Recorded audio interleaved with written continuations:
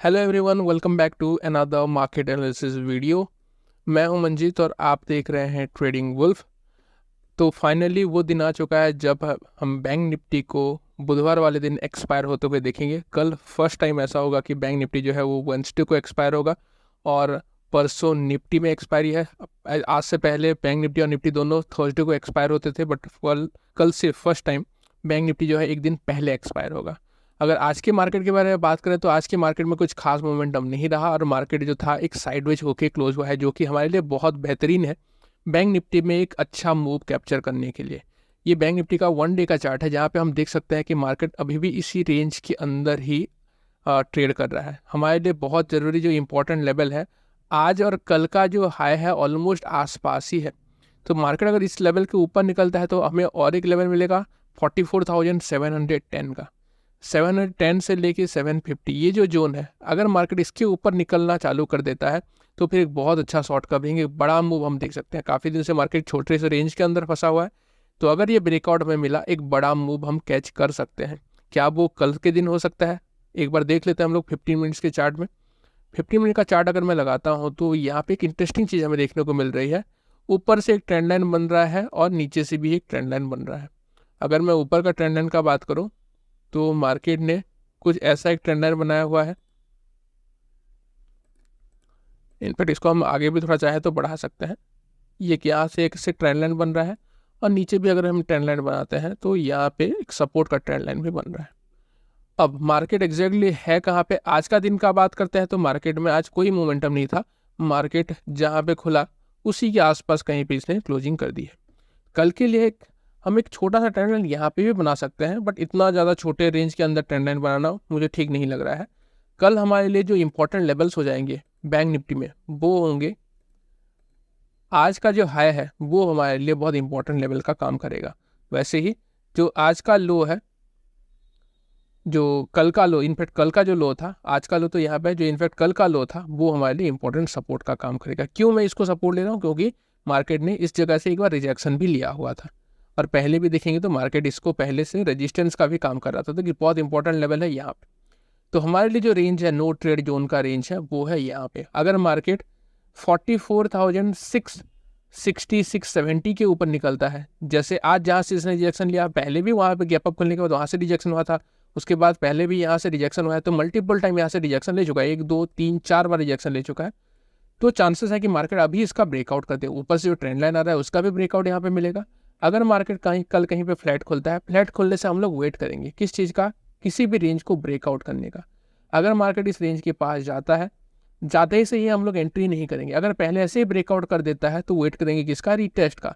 Retest के बाद में भी हम लोग एंट्री कर सकते हैं। बट अगर यहाँ पे जाने के बाद ये यहाँ पे थोड़ा भी टाइम स्पेंड करता है, 10 मिनट 15 मिनट 20 मिनट आधा घंटा यहाँ पे टाइम स्पेंड करने के बाद एक ब्रेकआउट मिलता है, वो एक सस्टेनेबल ब्रेकआउट होगा और हमें 44,500 के कॉल में बहुत अच्छा प्रॉफिट हो सकता है। अगर मार्केट यहाँ पे टाइम स्पेंड करता है और ब्रेकआउट करता है, एक बड़ा मूव हम लोग कैच कर सकते हैं। जो हमारा पहला टारगेट होगा वो यहाँ तक भी हो सकता है, 44,760 तक का भी हो सकता है, और सेकंड टारगेट जो होगा वो 44,900 की भी ऊपर जा सकता है, जो कि 45,000 तक भी जा सकता है आने वाले टाइम में। बट कल के दिन में हम लोग 44,900 का भी टारगेट लगा सकते हैं, अगर हमें यहाँ पे कुछ टाइम स्पेंड होने के बाद अपर रेंज का ब्रेकआउट मिलता है तब। अगर फ्लैट खोलने के बाद मार्केट नीचे आ जाता है, तो जब तक मार्केट इस लेवल के नीचे नहीं आता, हम यहाँ के नीचे भी सेल कर सकते थे, बट यहाँ पे फिर से सपोर्ट मिलेगा, जिसकी वजह से हम यहाँ पे सेल नहीं करेंगे। मार्केट अगर इस लेवल के नीचे आता है, यहाँ पे फ्लैट खोलने के बाद मार्केट यहाँ पे थोड़ा टाइम स्पेंड करता है लोअर लेवल में और ब्रेक डाउन करता है किसका? 44,350 के लेवल को ये ब्रेक डाउन करता है, तब हम लोग 44,500 के पुट में भी एंट्री कर सकते हैं, जहाँ पे हमारा पहला टारगेट जो होगा इस लेवल का होना चाहिए, 44,150 का हमारा फर्स्ट टारगेट होना चाहिए। और सेकंड टारगेट जो है हम इस ट्रेंड लाइन का लेंगे। मार्केट जो ट्रेंड लाइन बना रहा है उस ट्रेंड लाइन के सपोर्ट का हम लोग सेकंड टारगेट बना सकते हैं, जो कि ऑलमोस्ट 44,000 के आसपास ही आ रहा है। 44,000 का हमारा सेकंड टारगेट बन सकता है। एक अच्छा मूव एक्सपेक्टेड है, ऊपर की तरफ जाएगा तो ज़्यादा बेहतर हो सकता है।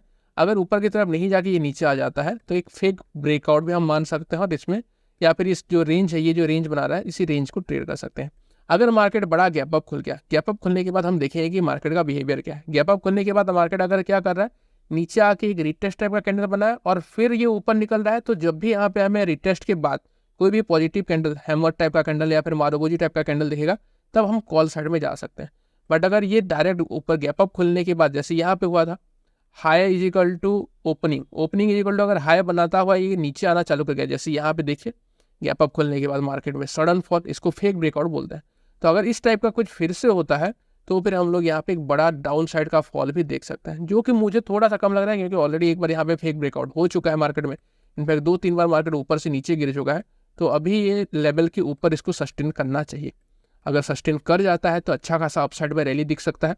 अगर सस्टेन नहीं करता है तो फिर नीचे फेक ब्रेकडाउन होकर एक बड़ा फॉल भी हो सकता है। अगर ऐसा कुछ होता है, बहुत बड़ा गैप अप खुला, गैप अप खुलने के बाद पहला 15 मिनट का कैंडल बहुत रेड बन गया, उसके बाद हम थोड़ा वेट करेंगे किस चीज़ का, जब तक ये अपने गैप को फिल नहीं करता। गैप फिल करने के बाद अगर ये गैप फिल कर देता है, गैप फिल करने के बाद अगर ये क्या कर रहा है, लोअर हाई बनाता हुआ, लोअर हाईस और लोअर लो बनाता हुआ नीचे जा रहा है, तब हम लोग सेलिंग साइड में भी एंट्री कर सकते हैं। गैप अप खुल के नीचे आते ही हम लोग एंट्री नहीं करेंगे, मे बी वो गैप फिल के लिए हो सकता है। गैप फिल करने के बाद पॉजिटिव कैंडल देके बाय तो करेंगे, बट गैप फिल के बाद अगर ये स्विंग लो बनाता हुआ जा रहा है तो फिर हम लोग सेलिंग साइड में भी जा सकते हैं। उस केस में आप एक चीज़ कर सकते हैं, यहाँ पे ट्रेंड लाइन ड्रॉ कर लीजिएगा। ये ट्रेंड लाइन के बाद अगर मार्केट कहीं पे भी ऊपर कहीं पे ओपन होता है और इस ट्रेंड लाइन के पास इसने रिएक्शन एक बार जरूर लेना है, फिर इसका ब्रेकडाउन होता है, तब हम लोग सेलिंग साइड में भी जा सकते हैं। अगर बड़ा गैप अप खुला तो, अगर बहुत बड़ा गैप डाउन खुल गया तब हम क्या करेंगे, अगर गैप डाउन खुलता है तो फिर थोड़ा सा मार्केट क्या हो जाएगा, अगर इसके नीचे डायरेक्ट आ गया तो मार्केट यहाँ पे साइडवाइज होकर क्लमजी होकर फिर से रह सकता है, फिर से वही रेंज के अंदर आ जाएगा। तो बड़ा मूव हमें देखने को नहीं मिलेगा। बड़ा मूव कब होगा, अगर फ्लैट खोल के ऊपर की तरफ ब्रेकआउट करे, फ्लैट खोल के यहाँ पे टाइम स्पेंड करके नीचे की तरफ ब्रेकडाउन करे सेकंड हाफ में, वो बड़ा मूव हो सकता है। और अगर बहुत बड़ा गैप अप खुला और वहाँ से नीचे गिरना चालू किया तो एक बड़ा मूव मिल सकता है। तो हमें 44,500 के कॉल और 44,500 के पुट को ध्यान में रखना है। और हम आ जाते हैं निफ्टी में। पहले निफ्टी का 1 डे का चार्ट देखते हैं हम लोग। निफ्टी 50 का 1 डे का चार्ट जो है काफ़ी अच्छा दिख रहा है। ये जो एक ट्रेंड लाइन हमने बनाया हुआ था ऊपर से, इस ट्रेंड लाइन का ब्रेकआउट हो चुका है। एक स्ट्रॉन्ग कैंडल तो नहीं बना है, डोजी टाइप का कैंडल बना है, फिर भी इसने ऊपर की तरफ लेवल में सस्टेन करना चालू किया है।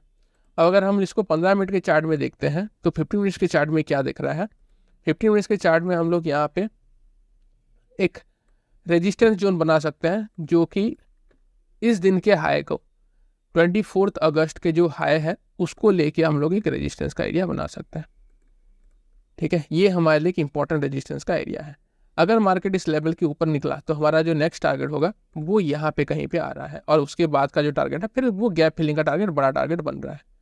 अब कोई अगर सेफ ट्रेडर है, मैं उनको हमेशा सजेस्ट करूंगा कि इस जोन में ट्रेड मत करिए। ये जो जोन है ना, इस जोन के ऊपर मार्केट को निकलने देंगे फिर ट्रेड करेंगे तो ज़्यादा बेहतर होगा। कोई अगर सेफ ट्रेडिंग करना चाहता है तो उसको ये जोन को मार्क कर लेना है। जब तक मार्केट इस जोन के ऊपर सस्टेन नहीं करता तब तक हमें बाइंग साइड में नहीं जानी चाहिए, क्योंकि काफ़ी इंपॉर्टेंट रेजिस्टेंस बन रहा है।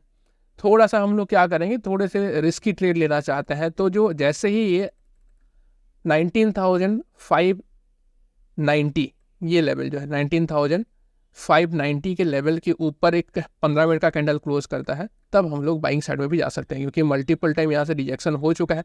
यहाँ पे देखिए कितना बड़ा शार्प सेलिंग आया था, यहाँ पे फिर से आज भी सेलिंग आने की कोशिश की गई, बट इसने क्या किया, रिजेक्शन लेके फिर से अपर लेवल पे क्लोज किया है।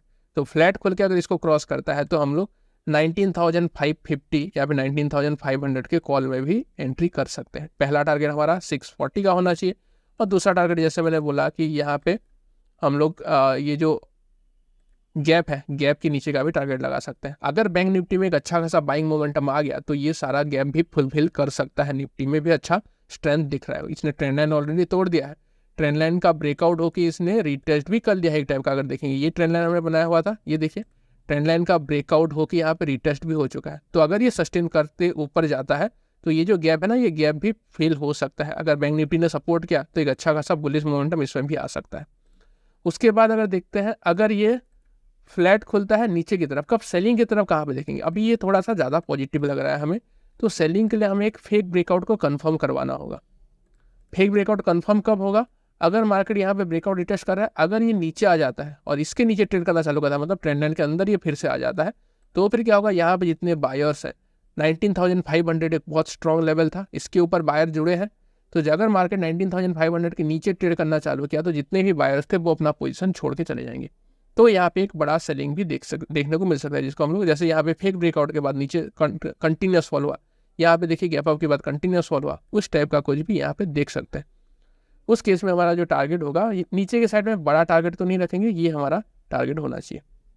अगर मार्केट 19,500 के नीचे सस्टेन करना चालू किया तो फिर 19,450 का एक पहला टारगेट, उसके बाद दूसरा टारगेट जो होगा हमारा 19,380 के आसपास का दूसरा टारगेट हम लगा सकते हैं। बट अगर मार्केट बहुत बड़ा गैप अप खुल गया तो जैसे बैंक निफ्टी में था वैसे ही देखेंगे, अगर गैप अप खुलने के बाद मार्केट लोअर लो बनाना चालू कर रहा है तो सेलिंग साइड में जा सकते हैं।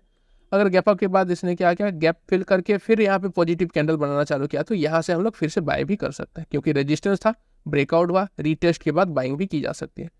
बहुत बड़ा गैप डाउन खुल गया तो फिर ये साइडवेज होकर क्लमजी हो जाएगा, उस टाइम पे हमें आइदर ट्रेड को अवॉइड करना चाहिए या फिर हमें कम क्वांटिटी में काम करना चाहिए। आई होप कि आपको इस एनालिसिस से कुछ हेल्प हुआ। अगर आपको वीडियो पसंद आया तो प्लीज़ वीडियो को लाइक करें और चैनल को सब्सक्राइब कर दें और नोटिफिकेशन बेल को ऑन कर दें ताकि जब भी मैं कोई नया वीडियो डालूँ तो आपको पता चल जाए। Thank you.